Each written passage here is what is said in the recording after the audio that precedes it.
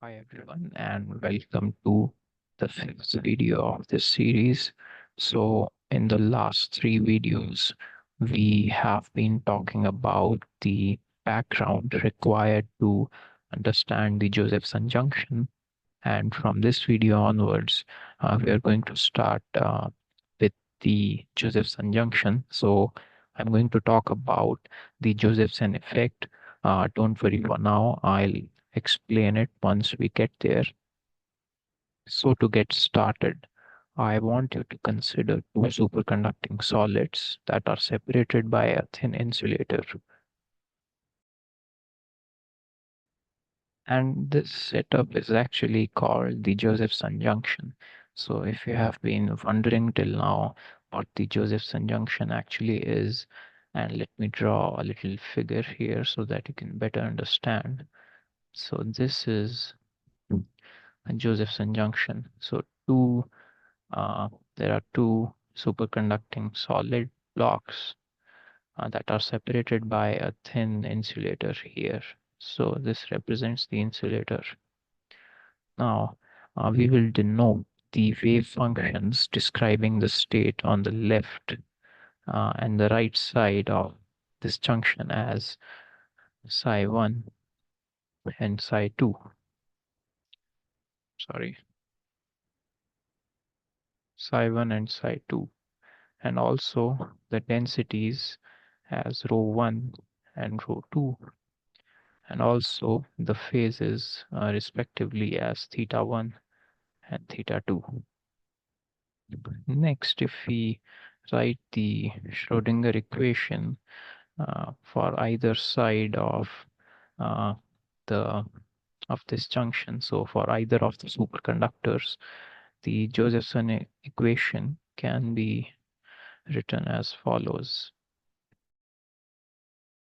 Here the subscript I represents either 1 or 2. Next, what we are going to assume is uh, a potential difference V across the gap. So a Cooper pair crossing the junction has to go through this potential difference V.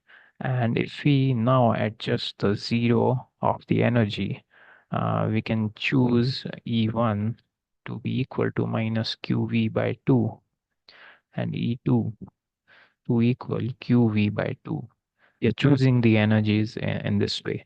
And once again, to remind you, Q is minus 2 times E, which is the charge of Cooper pair. So this Schrödinger equation now uh, can be written as follows. Now these two equations describe two fully decoupled quantum systems. So for now, there is no coupling or no interaction between these two systems. And we are going to introduce a slight modification. We are going to assume that these systems have a small coupling, and this coupling will be uh, represented by a coupling constant uh, that we will call T. And so both Hamiltonians will now get an extra term which will contain this coupling constant T.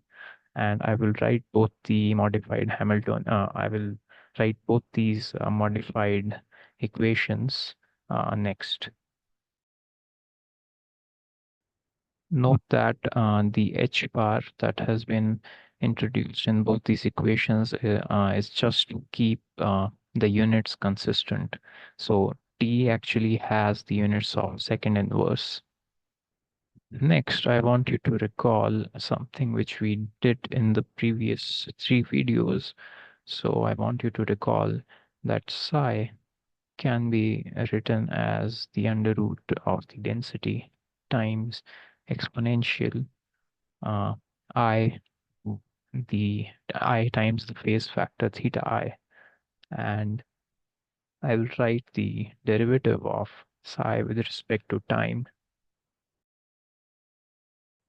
And now we can write the above two equations, that is these two equations we can rewrite them in terms of the derivative of psi with respect to time. So I'm going to rewrite the above two equations. Next, what I'm going to do is I'm going to multiply the first equation, that is this one. I'm going to multiply it with the under root of rho 1 times e to the minus I theta 1. And I'm also going to divide it by h bar. And for the second equation, I'm going to multiply it by rho 2 times e to the minus I theta 2, and I'm going to divide it by h bar. And I'm going to rewrite these two equations after these multiplications.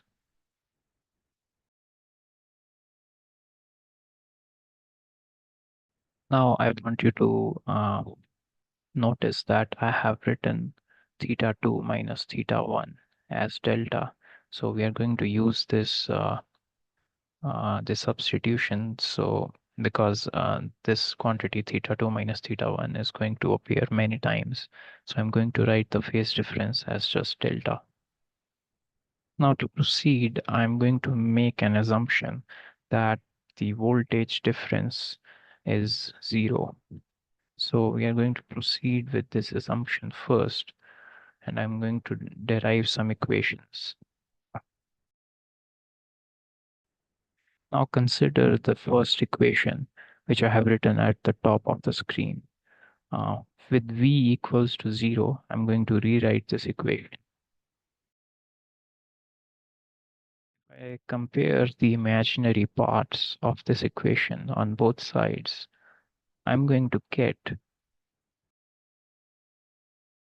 similarly, from equation number 2, I'm going to get, if again I compare the imaginary parts on both sides, I'm going to get the time derivative of rho 2 as minus t times the under root of rho 1 and rho 2 times sine of delta. Now I want you to observe these two equations, and you can make a simple observation that the derivative are equal to each other.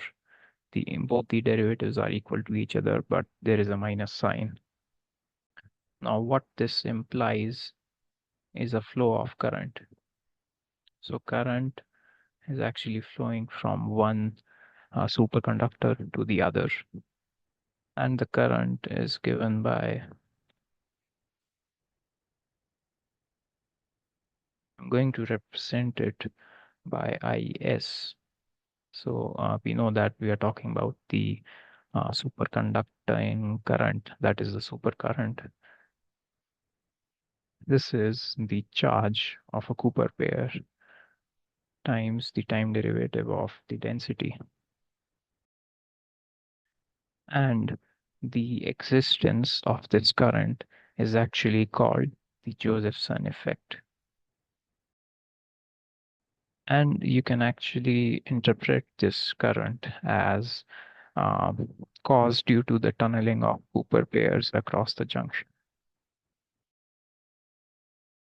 Actually, I made a small error, so there should be a minus sign here.